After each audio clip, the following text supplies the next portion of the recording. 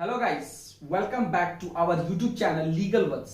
आज Hindu marriage act 1955 का fourth part है, जिसमें हम nullity of marriage and divorce के बारे में बात करेंगे, जो कि आपका सेक्शन 11 से लेकर सेक्शन 19 तक सेक्शन 18 तक कवर करेगा।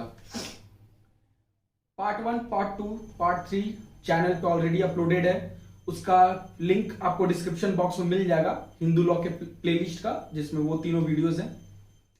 आज के टॉपिक में हम नलिटी और डाइवोर्स के बारे में बात करेंगे, तो चलिए शुरू करते हैं।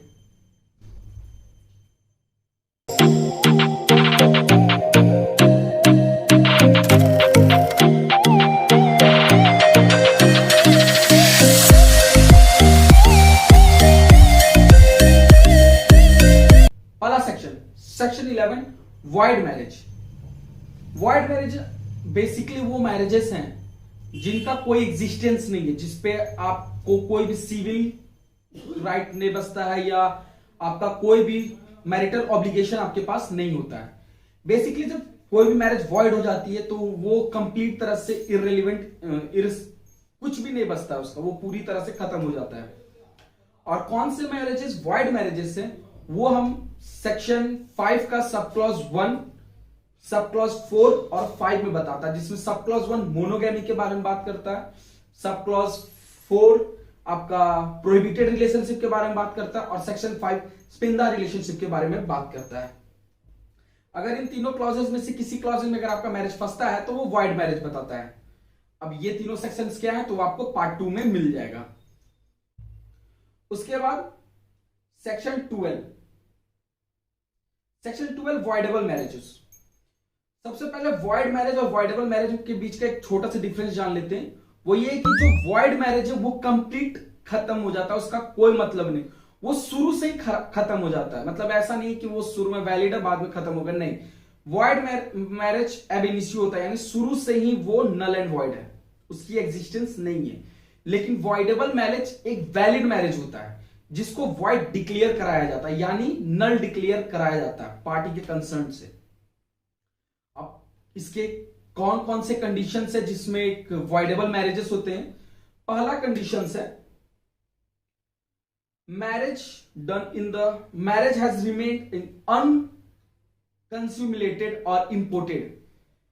ये जो टर्म्स एंड कंज्यूमुलेटेड वो है कि जो रेगुलर फिजिकल इंटरेक्शन है कपल्स के बीच में वो रेगुलर नहीं हो पाता है। और दूसरा इंपोर्टेड जो आप समझ रहे हो वो नहीं है। यहां पर इस एक्ट में, हिंदू मैरिज एक्ट में, इंपोर्टेड का मतलब फिजिकल और मेंटल दोनों के बारे में बात किया गया है। यानी ये बेसिकली जब अपना ड्यूटी टू कोहिबिट को अगर आप परफॉर्म नहीं कर पाते हो, जो कि आपका मैरिटल ऑब्लिगेशन है, अगर आप इसको परफॉर्म नहीं करते किसी भी कारण से, तो यहां पर जो एग्रीड पार्टी है वो वॉइडेबल मैरिज डिक्लेयर करवा सकता है।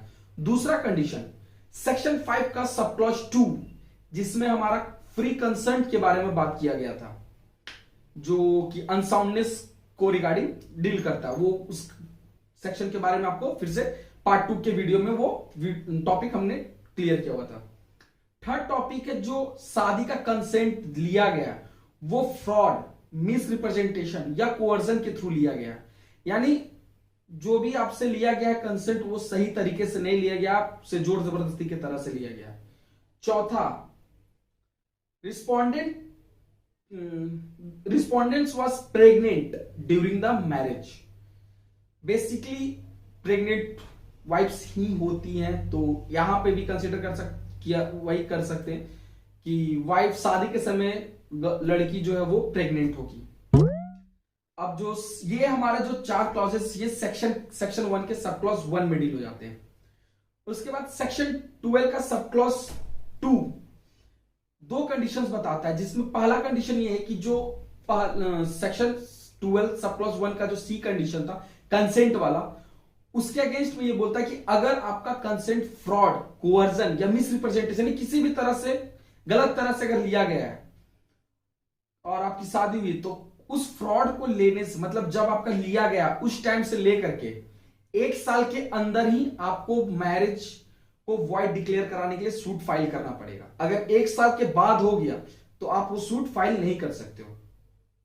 दूसरा उसमें बोलता है, यानी सेक्शन 12 सब क्लॉज 2 का 1 का 2 ये बोलता है कि अगर मान लीजिए आपका कंसेंट जो है फ्री नहीं था, मतलब वो थर्ड पार्ट में गिरता है 12 1 के सब क्लॉज 3 में गिरता है, और आप फिर भी अपनी वाइफ के साथ ओपन माइंडेड फ्रीली रह रहे हो बिना किसी टेंशन से, तब भी आप फिर से अपना केस फाइल नहीं कर सकते हो। उसके बाद सेक्शन 12 का सब क्लॉज 2 का 2 बोलता है कि जो मैरिज है जिसमें हम लोग डील कर रहे हैं कि शादी के टाइम वाइफ रिस्पोंडेंट प्रेग्नेंट थी, तो प्लेंटिफ को इस बात की कोई खबर नहीं होनी चाहिए कि उसकी वाइफ रिस्पोंडेंट प्रेग्नेंट थी मैरिज के टाइम पे। ठीक है, पहला ये, अगर उसको पता होगा तो वो फिर से केस फाइल नहीं कर सकता मैरिज को वॉइड डिक्लेयर कराने के लिए। दूसरा, जब शादी के बाद उनके बीच में सेक्सुअल इंटरकोर्स हो, चाहे फर्स्ट नाइट को या कभी भी हो, उस टाइम अगर हस्बैंड का कंसेंट फ्री हो लेकिन उसको ये बात पता नहीं होनी चाहिए कि उसकी वाइफ ऑलरेडी प्रेग्नेंट है।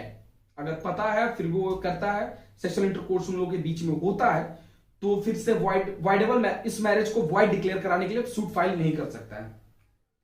सेक्शन 11 हमारा वॉइड मैरिज था, सेक्शन 12 हमारा वॉइडेबल मैरिज था।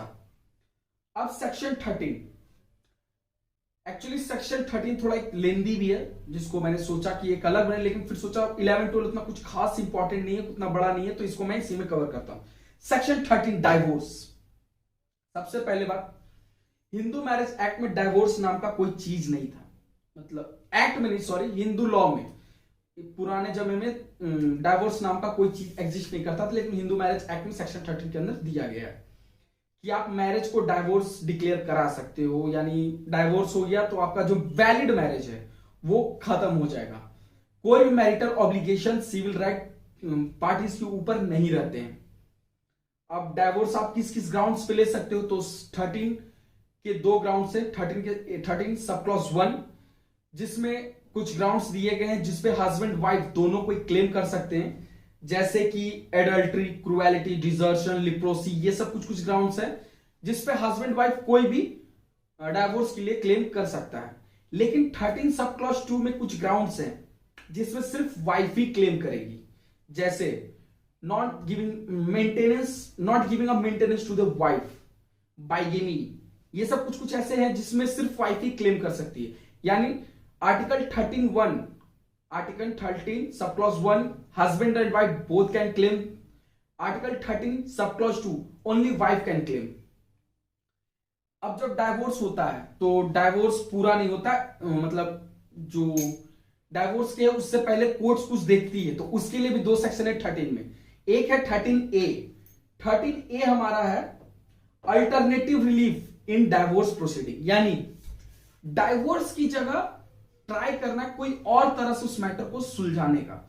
मैंने पहले भी बोला था कि हिंदू मैरिज एक्ट का मैक्सिमम अटेम्प्ट होता है कि शादी को किसी भी तरह से बचाया जाए, तो उसी के तहत 13A लाया गया, अल्टरनेटिव रिलीफ।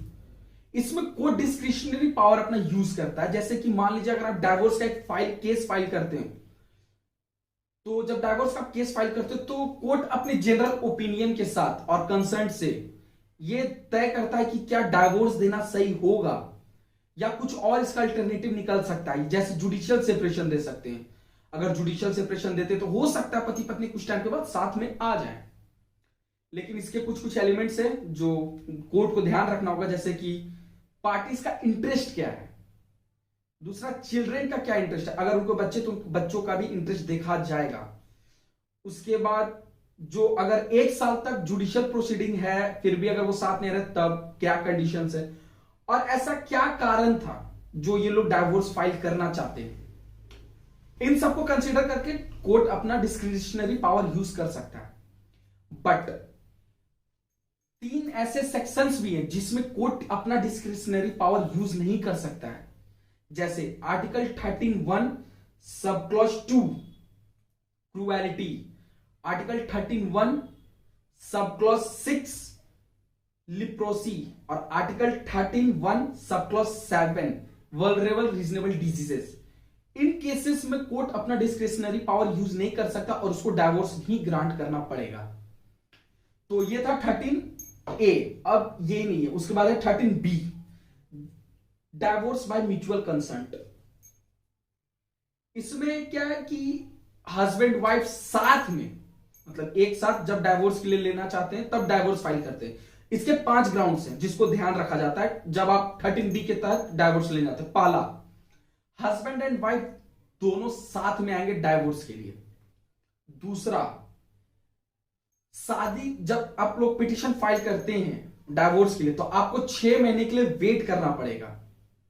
तीसरा, एनी पार्टी में withdrawal their consent before the expiry of 6 month, यानी 6 महीने खत्म होने से पहले कोई भी पार्टी दोनों में से अपना जो दिया कंसेंट दिया डाइवोर्स का वो वापस ले सकता है।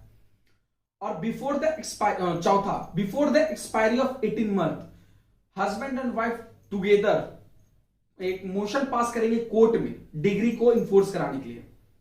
पांचवा, कोर्ट पूरे प्रोसीडिंग और इंक्वायरी के बाद डिग्री को पास कर देगी। ये कुछ ग्राउंड्स थे। अब क्या ग्राउंड्स थे जिसपे लोग म्यूचुअल कंसेंट्स लेते हैं, जैसे कि हस्बैंड एंड वाइफ साथ नहीं रह सकते, किसी बात पे अनबन बन रही है। अभी इसका रिसेंट आपका एक मूवी भी है जुग जुग जियो में, जिसमें अनिल कपूर अपनी वाइफ से भी केस लेता है, मतलब डाइवोर्स के लिए फाइल करता है। वो लोग 6 महीने वेट करते हैं। सेम उनका जो बेटा वरुण धवन उसमें वो भी म्यूचुअल कंसेंट के तहत ही डाइवोर्स फाइल करता है, लेकिन 6 महीने का एक्सपायरी से पहले वो अपना कंसेंट वापस भी ले लेता है। तो उनका जो डाइवोर्स का फाइल था वो कैंसिल हो जाता है, जबकि अनिल कपूर वो एक्सटेंड करते हैं तो वो लोग मोशन पास करवाते हैं। तो 13B हमारा यहां खत्म होता है। उसके बाद हमारा आता है section 14, divorce petition when presented. सबसे बड़ी बात कि डाइवोर्स का पिटिशन शादी के पहले साल फाइल नहीं किया जा सकता है, यानी शादी की डेट से शादी के 1 साल तक आप डाइवोर्स पिटिशन फाइल नहीं कर सकते। लेकिन कुछ एक्सेप्शंस हैं, जैसे कि हार्श क्रूएलिटी, टॉरी डेथ के अगर सर्कमस्टांसेस बनते हैं तब डाइवोर्स के पिटिशन फाइल किए जा सकते हैं। लेकिन ध्यान रखिएगा एक्सेप्शन काफी हार्श कंडीशन में ही एप्लीकेशन ग्रांट किया जाएगा।